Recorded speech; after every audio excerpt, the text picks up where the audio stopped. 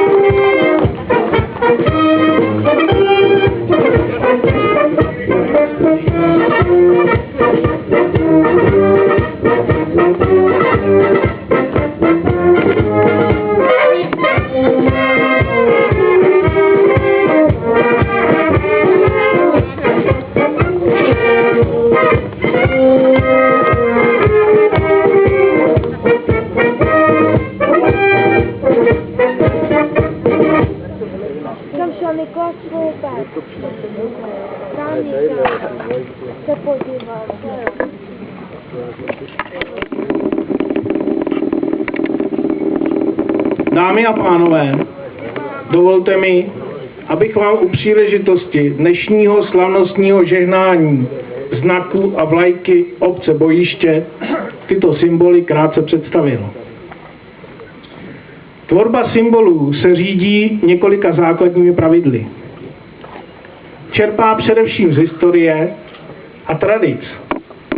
Důležitým prvkem je transparentnost, široká srozumitelnost a zachování komunity původních předheraldických a nových heraldických symbolů obce, takzvaných mluvících znamení. Nejprve vám představím znak dle zpracování magistra Tejkala. V zeleném štítě jsou 3 vstyčená stříbrná kopí na zlatých násadách, vyrůstající ze zlatého bojového vozu, stojícího na stříbrné snížené patě.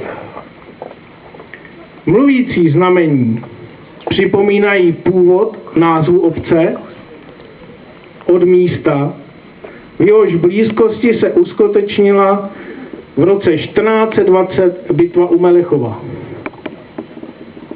Figury kopí svým počtem současně korespondují s počtem místních částí obce Bojiště, Přislavice a Veliká.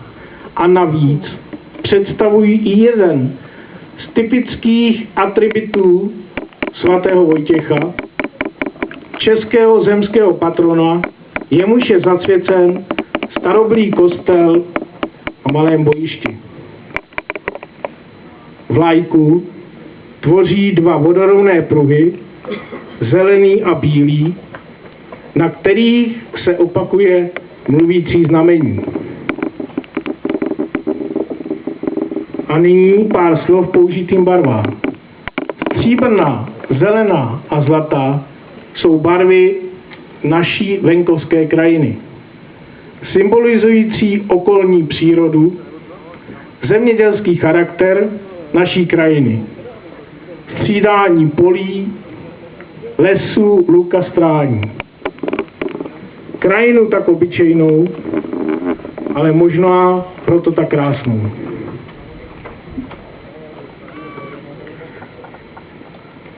Pane profesore, prosím a žádám vás tímto, abyste požehnal znak a vlajku obce Bojiště.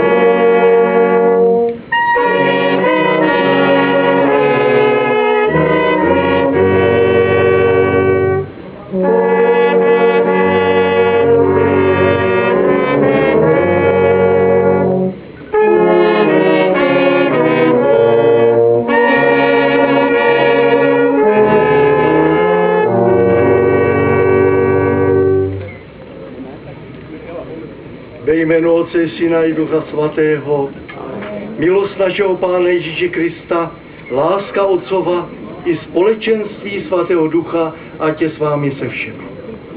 Drazí přátelé, zažil jsem mnoho slavností s biskupem, opatem i jinak, ale tuto krásu, kterou připravilo zastupitelstvo obce Bojiště v čele s panem starostou, paní místostarostkou, našimi hasiči a dalšími, to nemá obdoby.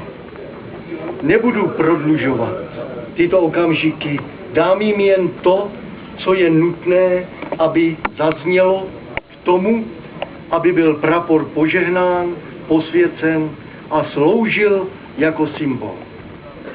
Scházíme se při této slavnostní příležitosti. A přesně řečeno, aby tyto symboly obce, znak a prapor, byly její záštitou a ochranou.